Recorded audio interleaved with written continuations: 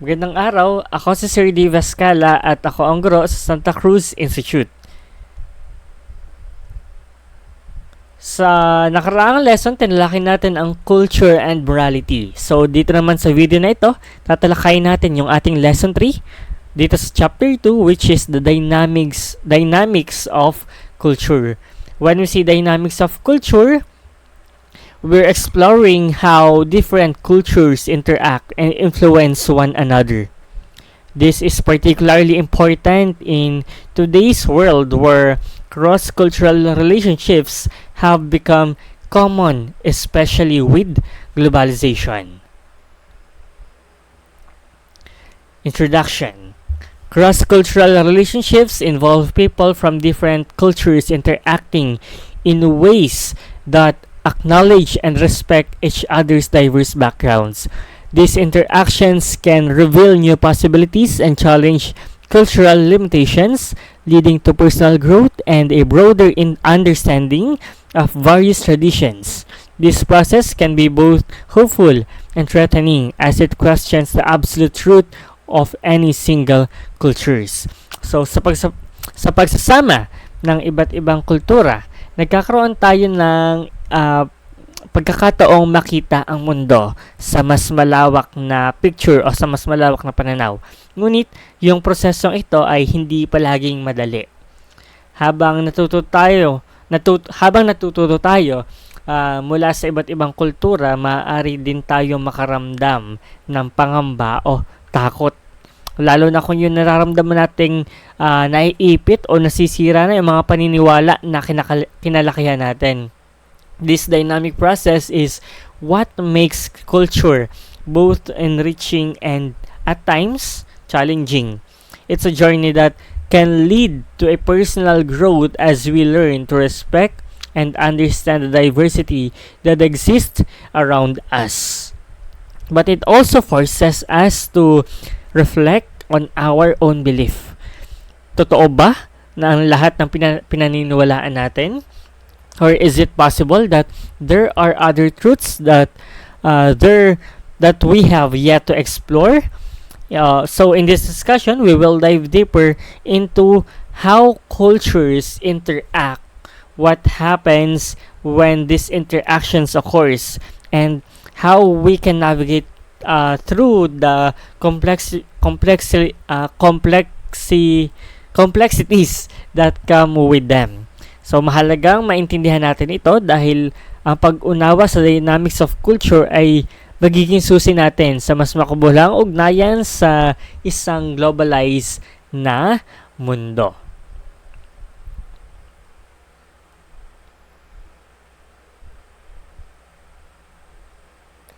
Concept of cultural relativism.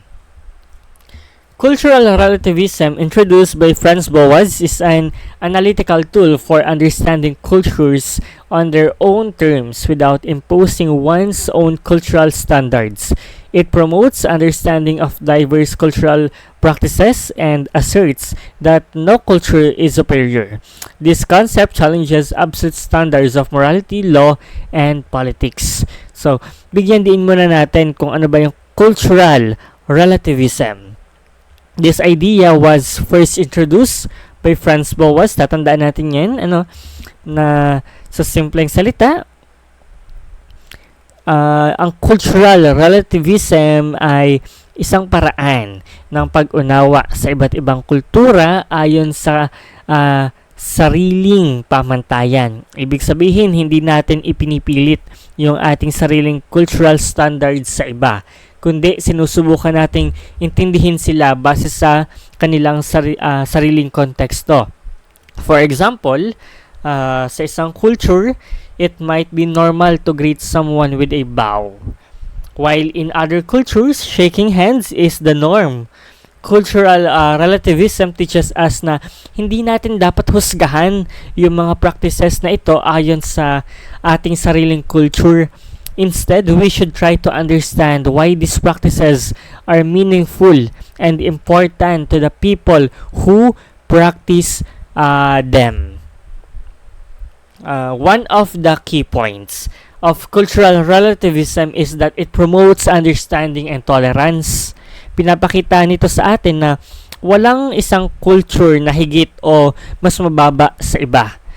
Lahat ng culture ay may kanya-kanyang halaga at ang bawat isa ay dapat respetuin. However, cultural relativism also challenges us to think critically about our own beliefs and practices.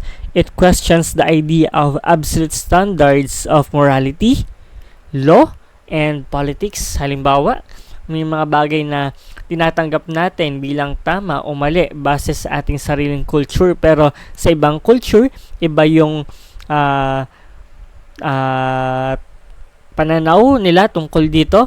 Through cultural relativism, medyo nauudal pa ako, we learn to approach these differences with an open mind and a willingness to learn. So, as we explore different cultures and ethical systems, tandaan natin na ang cultural relativism ay ang pag-intindi at paggalang sa iba't ibang culture ay susi sa mas malalim na pag-unawa at pagkakaisa.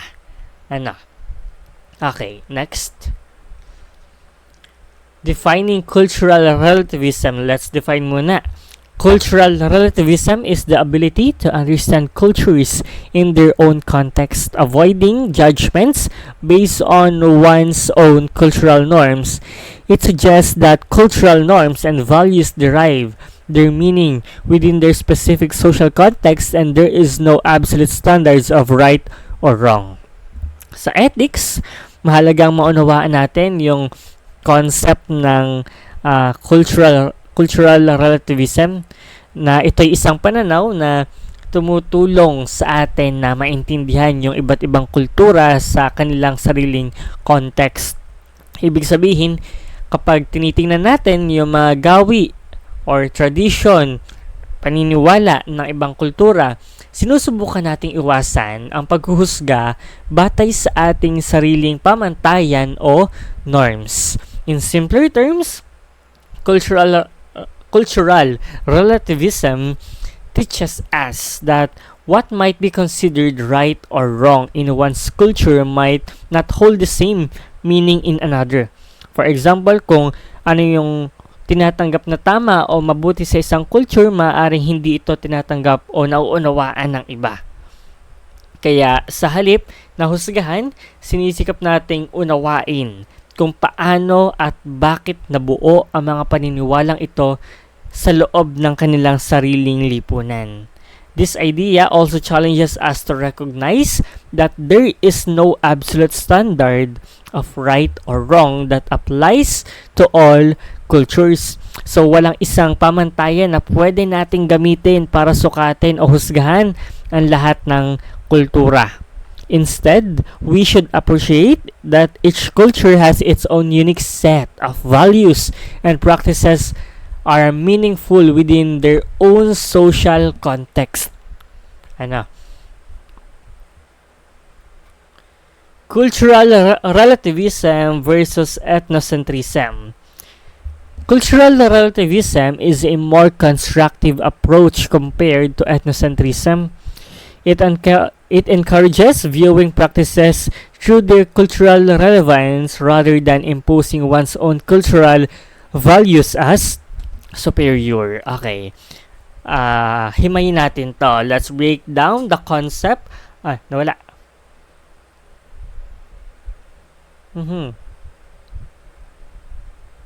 Okay. Himayin natin yung cultural relativism at saka ethnocentrism. Mag-focus muna tayo sa cultural relativism.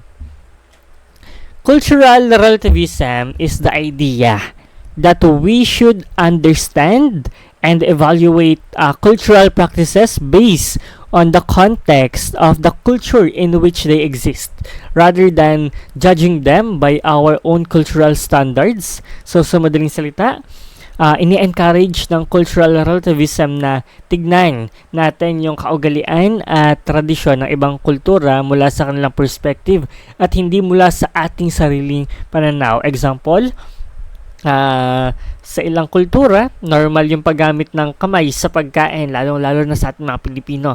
At hindi nila ito tinitingnan bilang bastos o walang modo.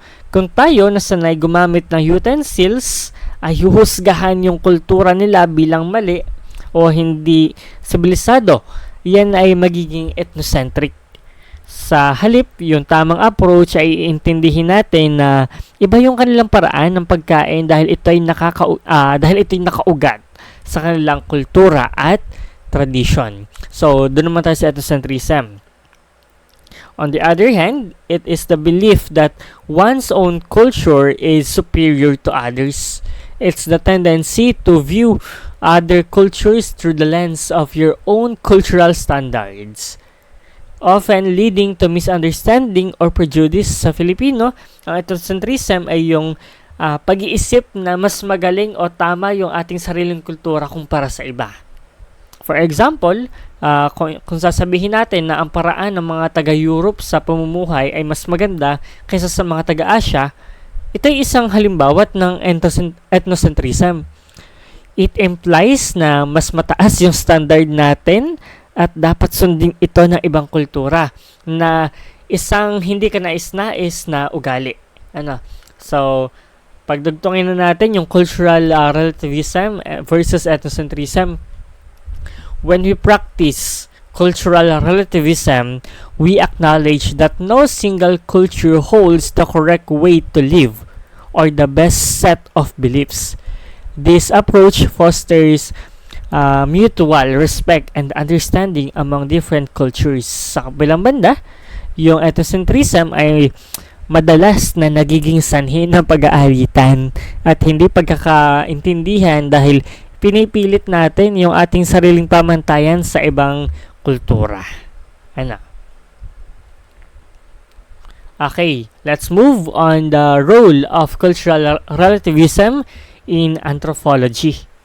Cultural relativism is widely accepted in modern anthropology.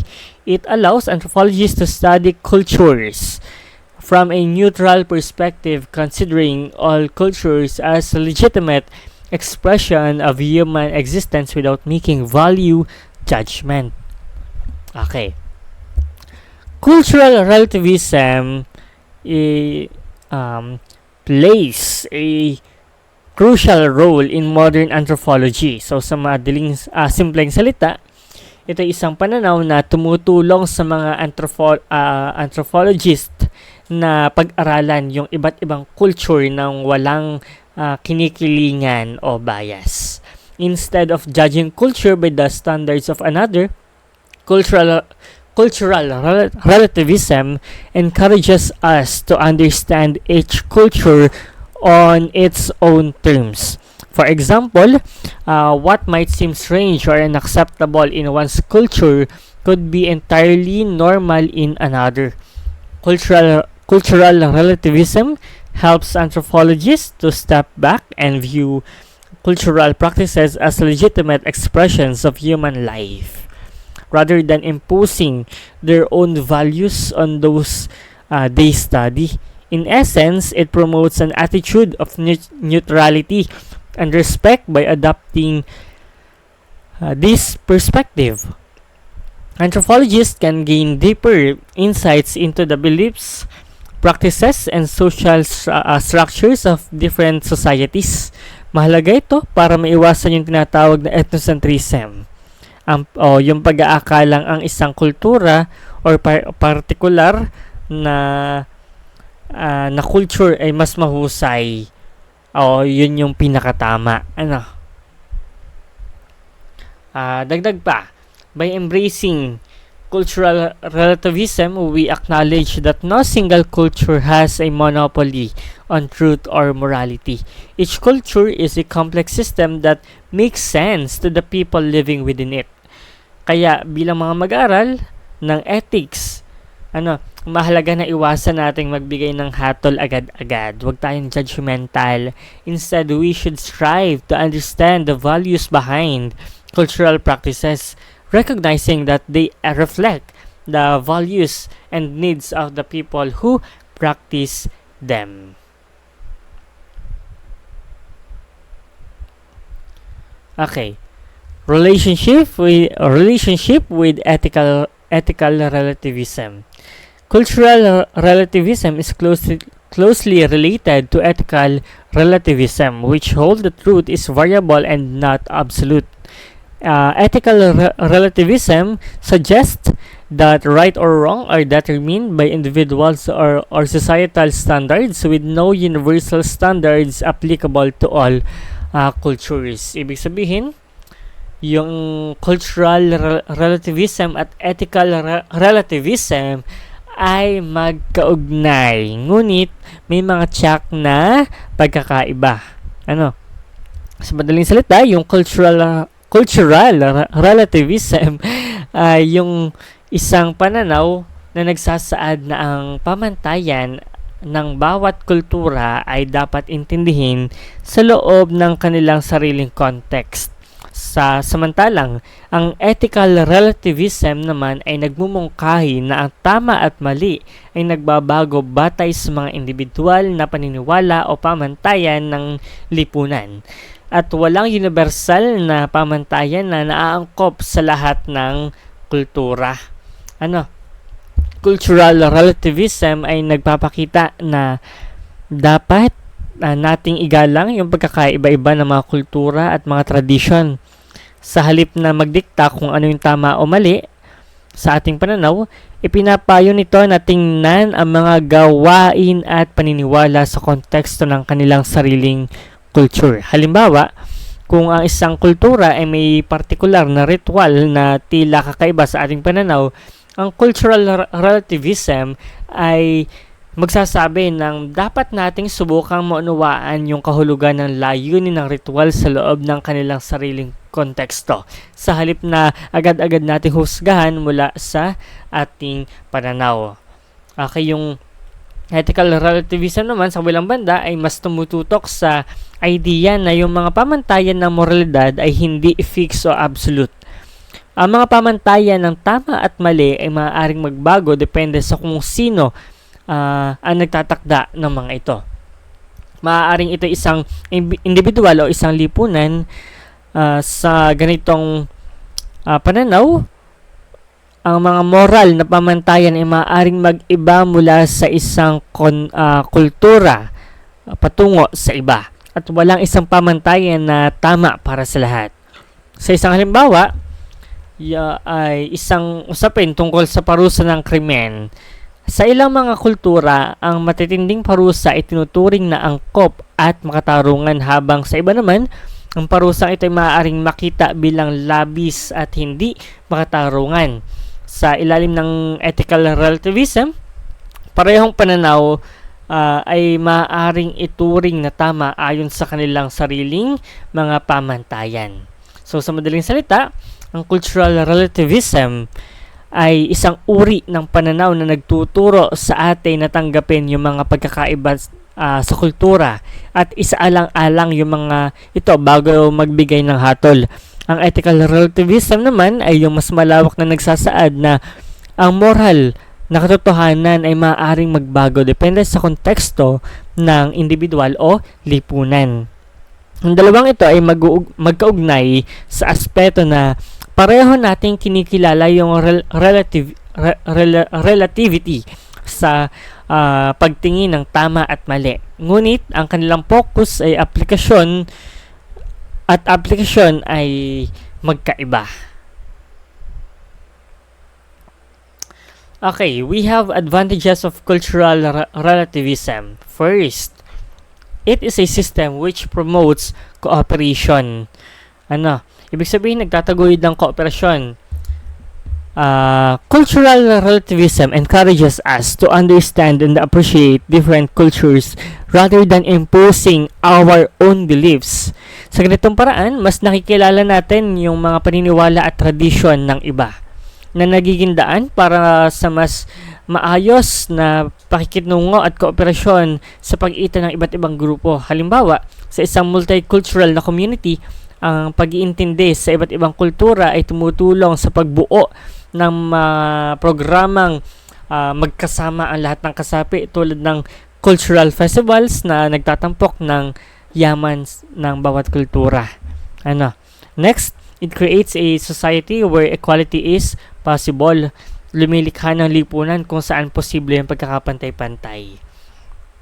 By acknowledging and respecting diverse cultural practices, cultural relativism helps in creating an environment where everyone's tradition and beliefs are valued equally.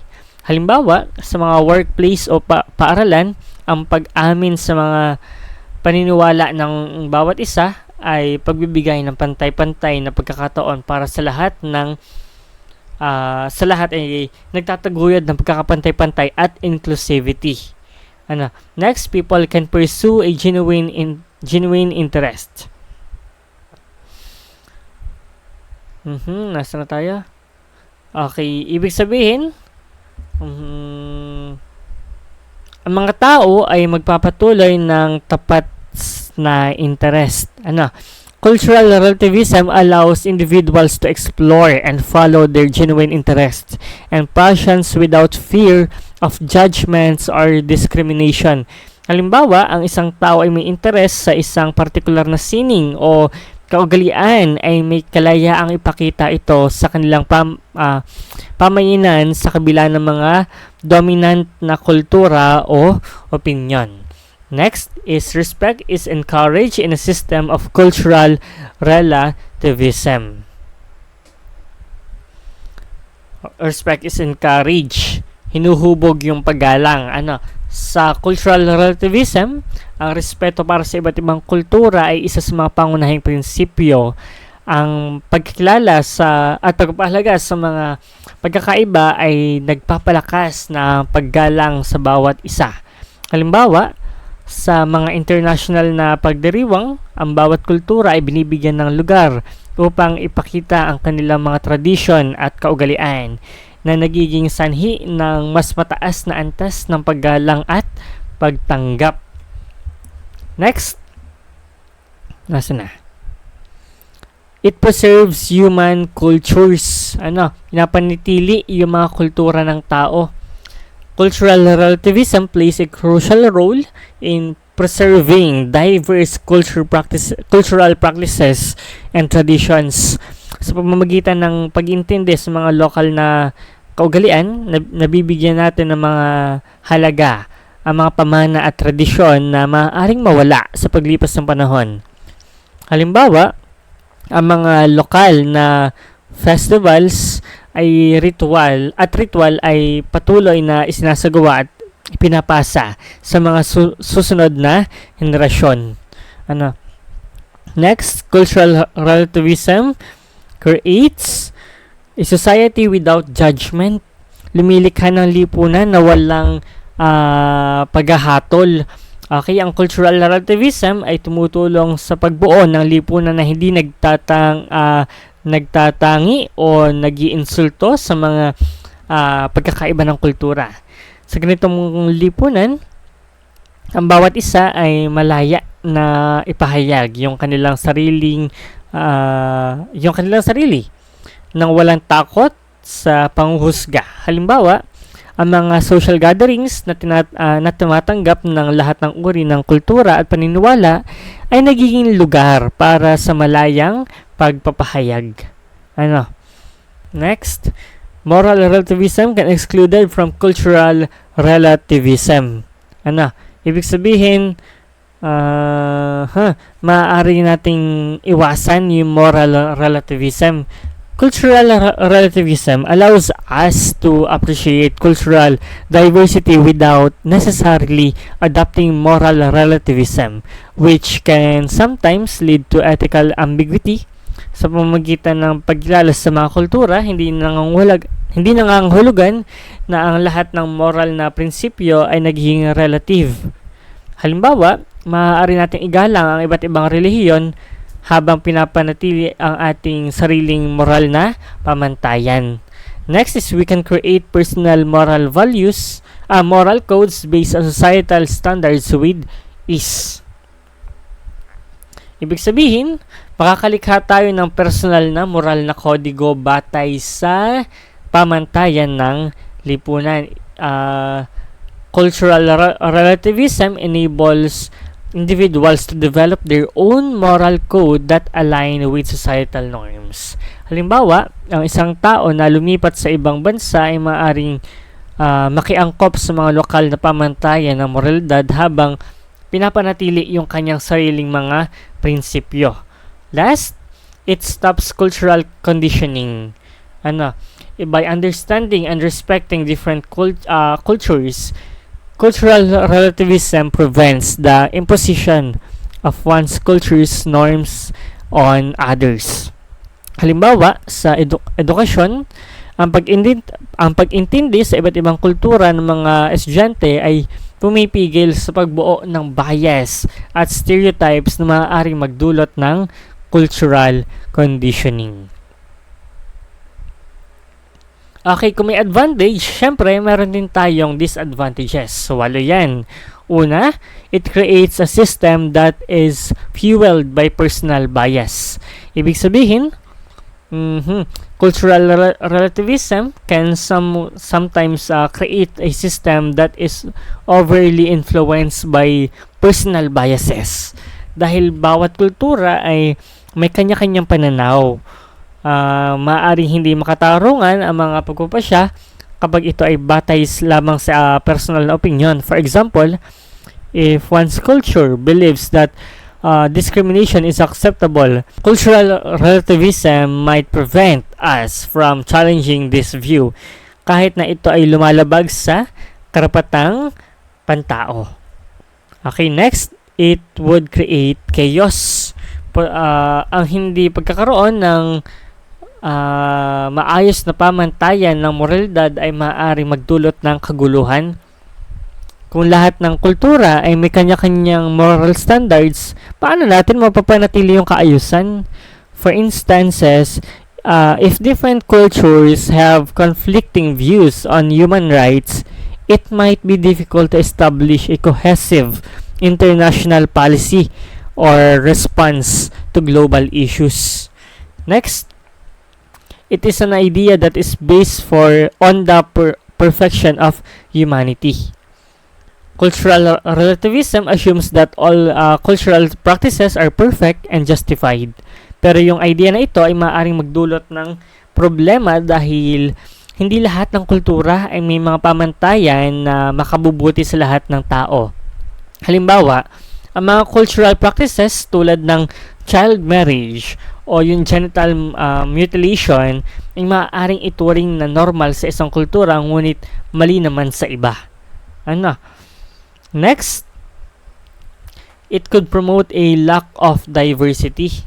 Kapag tayo ay nagiging sobrang nagko-concentrate sa pagpapahalaga sa cultural practices, maaari nating mapabayaan ang iba pang anyo ng diversity. Ang pagtanggap ng lahat ng practices bilang tama ay maaaring magdulot ng pagkakahiwa-hiwalay sa pagitan ng mga kultura at pagpahina sa ating pag-unawa sa mga pagkakaiba ng bawat isa. Next is it draws people away from one another. Cultural relativism can sometimes drive people apart rather than bring them together. Kaya kapag tayo ay sobrang nakatuon sa pagkakaiba-iba ng kultura, maaari magresulta ito sa mas malalim na paghahati-hati sa lipunan. For instance, when different communities adhere strictly to their cultural norms without mutual understanding, it can lead to social isolation and lack of cooperation. Next is it could limit moral progress. Syempre, if we accept all cultural practices as equally valid, it can hinder moral progress. Halimbawa, kung hindi natin susuriin yung mga practices na maaari magdulot ng pinsala, tulad ng diskriminasyon o pang-aabuso, hindi tayo makakagawa ng hakbang patungo sa mas makatarungan at ethical na lipunan. Okay, next is it could limit humanity's progress. Cultural relativism might also limit humanity's progress by preventing us from adopting beneficial practices or ideas from other cultures, and yung pagpapalawak ng ating kaalaman at pagpapahusay ng ating pamumuhay ay hindi maaaring mapigilan kung hindi natin tatanggapin ang mga ideyang magdudulot ng pagbabago para sa kabutihan ng lahat. No. Last, cultural relativism can turn perceptions into truth. Finally, cultural relativism can sometimes turn perceptions into truth without critical examination. Halimbawa, ang mga paniniwala na hindi nakaugat sa evidence ay maaaring ituring na totoo lamang dahil sa cultural acceptance. This can lead to the perpetuation of harmful practices or incorrect beliefs as long as they are culturally accepted. Theoretical implementation. Cultural relativism was proposed by Franz Boas in 1887 and has never been implemented on a large scale. It emphasizes preserving and embracing diverse traditions within a cultural context. So, sa pagtatalakay natin sa cultural relativism, mahalagang malaman na ang teoryang ito ay pinakilala ni Franz Boas noong 1887. Ang pangunahing layunin ng cultural relativism ay upang bigyan diin ang mga pagpapahalaga sa mga tradisyon at kultura ng iba. Hindi ayon sa ating sariling pamantayan, kundi ayon sa kanilang sariling konteksto. So, yan ang dynamics of culture. Sana ay may natutunan kayo.